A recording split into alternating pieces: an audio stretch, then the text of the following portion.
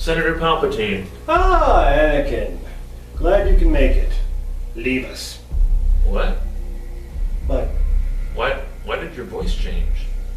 I don't know what you're talking about. I just said leave us. Right there, you did it again. Anakin, sit down. Okay, I guess it don't matter. Did you fart? Anakin, you must foresee what I've come to suspect. The Jedi Council is planning to betray me. I don't think that... Anakin, search your feelings. You know, don't you? My feelings have been changing lately, and I've gotten hair in places I haven't before. They want me to spy on you. They don't trust you. No, they don't trust you. That's why I'm spying on you.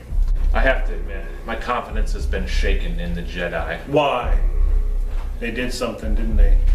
And there was rape. I don't know what you want me to say at this point. You ever hear of Darth Plagueis the Wise? No. He was so powerful. He could even influence the midichlorians to keep someone from certain death. What? No. No one can do that. That's bullshit. Is it possible to learn this power? Not from a Jedi. How can I stop Padme from dying? I keep having visions of her death in child labor. She's pregnant, by the way. I fucked her. I hate Mace Windu. He keeps making me sit down in the council, and he's such a dick. Thank you, Your Grace.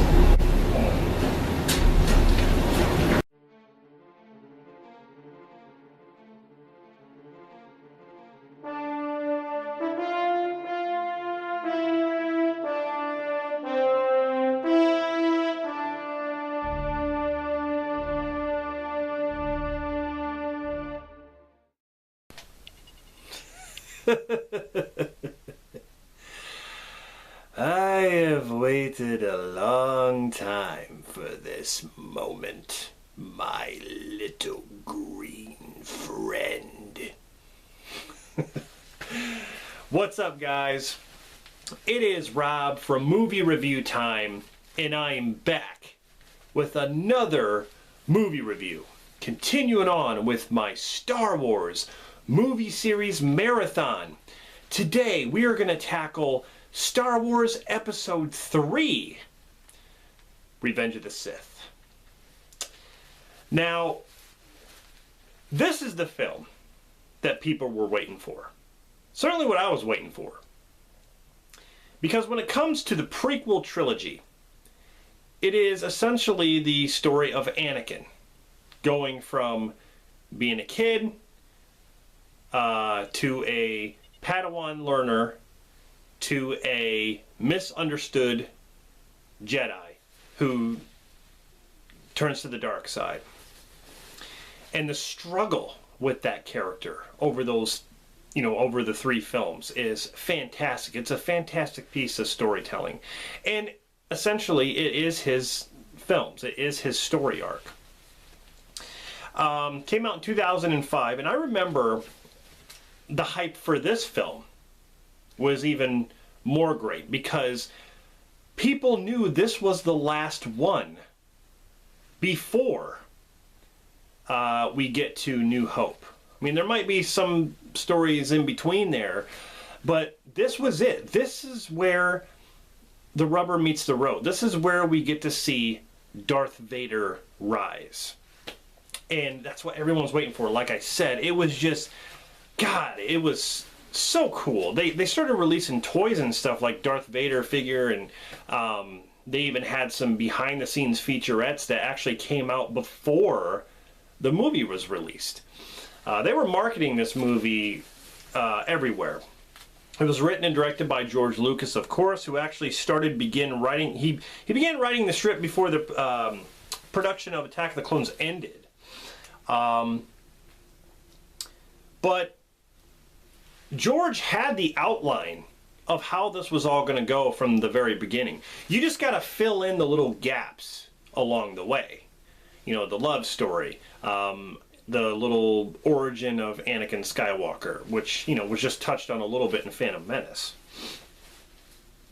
But the story is, it begins 3 years after the onset of the Clone Wars, and the Jedi Knights are spread across the galaxy. I mean, they're all over the place. There's a massive war against the Separatists. Then you have Anakin Skywalker getting closer to Chancellor Palpatine. And this is actually Palpatine's movie as well, because he has been behind the curtain the whole time through these films. I mean, he was hardly even in the second movie, the Attack of the Clones. Even as Darth Sidious, he only showed up at the end. This is his film. This is where he shines, in my opinion. He was fantastic. I mean, this was amazing. To go over the cast here, we got Ewan McGregor, who returns as Obi-Wan, and he has a different look to him. He is a Jedi Master, he's on the Council, but he has short hair with the beard. And he just reminds me of a younger Alec Guinness. Well, hello there. He even says that in the movie. I don't really like this. I don't know where this has come from, but I don't know where he got that. Ewan McGregor, amazing as Obi-Wan. This is the movie I think he shines the most, and I like him the most. Hayden Christensen as Anakin. He was actually praised for his performance more than he was in the Attack of the Clones by, I guess, critics themselves. But me personally, I thought he shined more in Attack of the Clones. I thought his acting was actually better in Attack of the Clones than it was here, because in this movie he's kind of off and on. Some of the dialogue he says, like, "I pledge myself to your teachings. What have I done?" Just, it's bad writing, but it's bad delivery. It's bad delivery by him. I just think he could have done better. But the emotions, the times when he drifts on into the dark side, he gets awesome. But then again, when he confronts Obi-Wan at the end, some of the stuff he says, you know, he's like, "Don't make me kill you. From my point of view, the Jedi are evil." You know, it's like just some of the stuff he says is just kind of cringy, I want to say. But Hayden Christensen did appear in the Darth Vader suit, which was awesome because, you know, he begged and pleaded for it. He wanted to be in the Darth Vader suit, and it only makes sense to put him in there. I mean, he is actually a pretty tall kid, it seems like. And when he's in the suit standing next to the Emperor, it seems like the height difference is actually pretty correct there. But he was told to bulk up for this movie, because there is a couple scenes where he has his shirt off and he does look muscular and stuff, but he was told to bulk up, work out, gain some weight. So he went from like 160 pounds to like 185 pounds.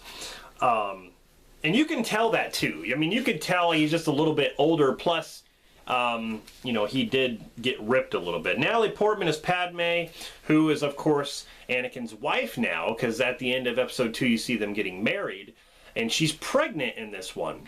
And they're keeping it a secret. And that's the thing, too. It's like, are the Jedi so clouded that they cannot tell that Anakin is a father to Padme's baby? And I mean, they can tell she's pregnant, obviously, but they can't tell who the father is? I mean, they must be stupid. The only one who was able to tell was Obi-Wan, when he's like, "Anakin's the father, isn't he?"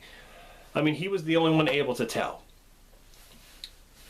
Even though she didn't say yes. He asked a question and she just didn't say anything. So, I mean, he knew her. She didn't have to say anything. But anyway, yeah, let me tell you something about the Jedi. Luke was right in The Last Jedi, which I will agree with.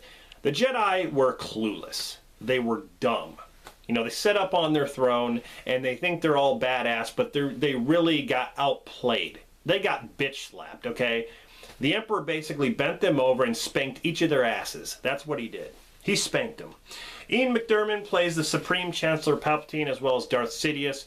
And like I said, this is his film. I knew you would. It gives you focus. Makes you stronger. Learn the ways of the dark side, so you can be able to save Padme. Like, the whole opera scene when he's sitting there telling Anakin the story about, Darth Plagueis the Wise. That whole story was phenomenal. That whole scene is one of the best scenes ever. And we even get to see the Emperor with a saber. That has never been seen either. That is awesome. A red saber. But you got Samuel L. Jackson as Mace Windu, who sort of acts like a prick in this one. I mean, he tells Anakin to go spy on Palpatine, but at the same time, Anakin comes back with information, and Mace Windu doesn't even want his help. He just says, stay here. It's like, at first he doesn't trust him, and then he tells him to stay there. It's like, screw you, Mace Windu. Like, you deserve everything that happens to you then, Anakin shows up anyway, but I'm saying the point is that Mace didn't even trust him. So, but he has a pretty cool sword fight, or a lightsaber fight with Palpatine. So, Jimmy Smits as Bail Organa has a little bit more to do in this. I like how he's on the Tantive 4, which is actually in, that's the New Hope ship that they end up on. Christopher Lee is Count Dooku, who has a small appearance in this. I didn't really care for him in this movie. It was just sort of not needed in a way. Because the whole, first hour, or even, the first half hour of the film, is basically a rescue mission. So, it goes on for a long time, actually. Christopher Lee, he pretty much bites the dust. Anthony Daniels, C-3PO, he's basically Padme's personal droid, because she's pregnant and stuff, and he helps out. Kenny Baker's R2-D2, of course. Frank Oz is Yoda, who has an awesome fight with the Emperor. He steals the show. I mean, Yoda stole the show in Episode 2, but the fight in this one is way better. It is way better. The force power duel and then the lightsaber duel. If so powerful you are, why leave? Yeah, just fantastic. This was actually the first Star Wars film to receive a PG-13 rating, because there are some things, especially in the third act, that happen that are kind of grueling, and I can't even believe they went that far. I mean, Anakin, he's burning up and he's limbless and he's on fire and he's got burns all over the place. He just looks like a big turd laying there on the side of the bank as the Emperor comes down and tries to salvage what's left of him. But you get to see the struggle. He's been through hell. Anakin has been through hell. He lost his mother. He's he's gonna lose his wife, and at the same time his kids, are gonna be born. He's not gonna know. But then at the same time, he has basically been dismembered, by Obi-Wan, and now he's basically more machine than he is human. He's gone through hell, man. And he's burned too. John Williams did the music. He created Battle of Heroes. Battle of the Heroes was the theme, and that's what I like about the prequel trilogy, is that each movie had a certain theme. Duel of the Fates was Phantom Menace. Across the Stars was the Attack of the Clones, and then this one was Battle of the Heroes, which was really, really awesome. There's the epic sword fight. Or why do I keep saying sword fight? It's like, yeah, they brought that culture into lightsabers, but I keep saying sword fight. Lightsaber fight at the end of the film was the longest lightsaber fight in Star Wars history, and they had to practice. Hayden Christensen and Ewan McGregor had to practice a lot for it, and it was really, really fast paced. Actually, it brings me back to Phantom Menace when Ray Park and Ewan McGregor were doing the sword fight. Again, sword fight. When they were doing the lightsaber fights, that was actual speed when they were all fast. That's actually not the camera sped up, and people would like to think that, but Ewan said himself that was actually regular speed that they were doing. So anyway, there was a budget of $113 million, and it made $848 million at the box office. So yeah, it made a pretty good chunk of change, and like I said, when it comes to the prequel trilogy, 99% of people will say that this is their favorite of the prequels. And I myself love this movie. I want to say I like it more than the other two prequels, but I do like it more than The Last Jedi and Force Awakens as well. I think it's just a great Star Wars movie. It connects everything. I mean, you know, Vader's story, we get to see him finally turn into Vader and stuff like that. You know, that's really awesome. It actually broke several box office records during its opening weekend. I believe it was the highest grossing film in 2005 at the time.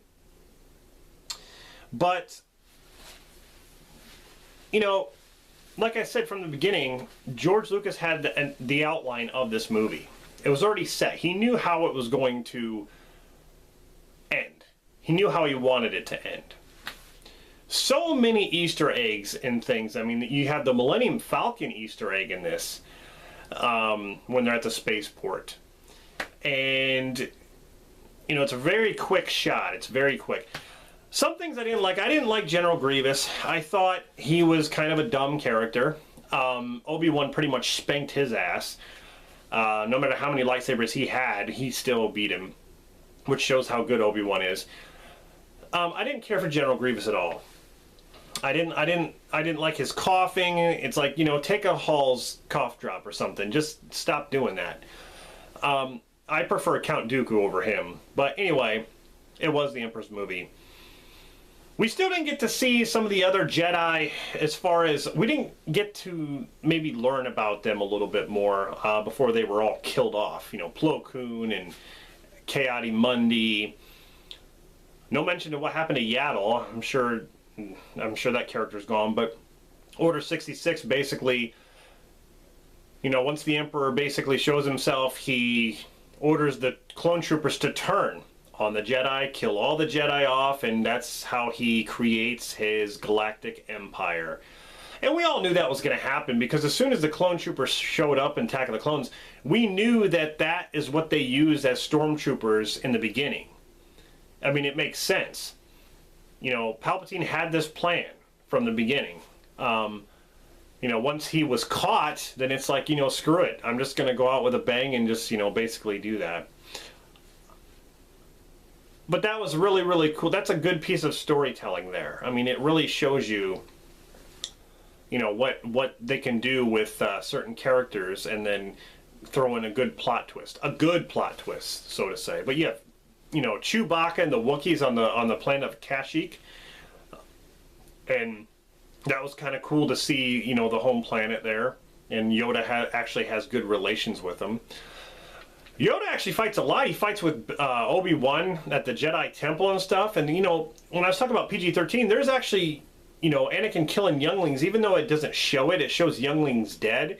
And then it shows one youngling fighting back. And that's actually George Lucas's son, who actually was the last surviving member of the younglings who actually put up a fight. And that was pretty cool. But George Lucas's family is actually, a lot of his family is actually in the movie. George Lucas himself is actually in it too. But so many great scenes. This is the movie that has, there's so much going on. I mean, the ending, a lot of people would think it's rushed when Padme basically gives birth to Luke and Leia, and Jimmy Smits takes her, you know, Leia back to Alderaan, and you know, watches over her. And then Obi-Wan takes Luke to Owen and Beru, Lars, on the moisture farm there. And that's, you know, basically Obi-Wan is going to stay there and make sure that, you know, Luke is okay, because in episode 4, they call him Ben Kenobi, but he's still there. He's still there watching over him. But that doesn't mean he didn't do anything in between that time. That's very interesting. You know, Yoda goes into exile because he feels that he failed, and the Jedi did fail. They did. They failed, and you know, he's going to go into hiding. But they tie up the loose ends in the movie to kind of, you know, make it connect with the other movies. So, yeah, this was a brilliant film, minus some of the acting and some of the characters, I guess. This was really, really good. As far as the CG goes, there are only a couple things, but they're kind of nitpicks. I really won't get into it. Just a couple of CGI things, but that have to do with the environments and maybe some of the characters.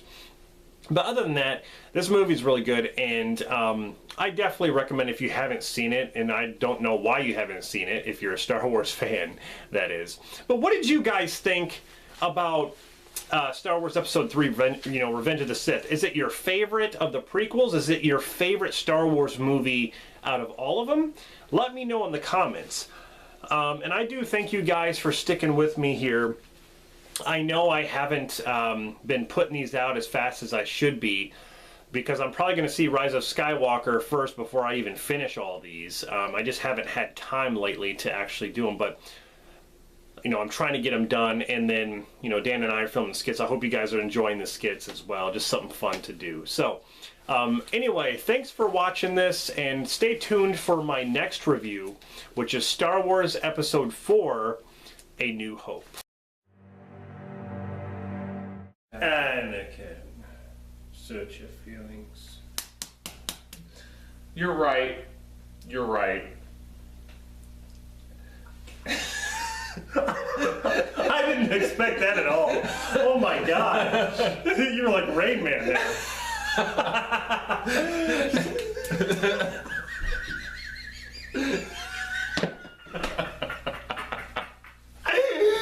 The Jedi Council is planning to... Console. Console. The Jedi Council are planning to betray me. I mean, we're pretty clouded. I don't know how I can see Anakin, I can't see anything. Anakin, don't you? You clouded son of a fuck. You know what? Padme is a righteous cunt. I impregnated her. And I impregnated your mother.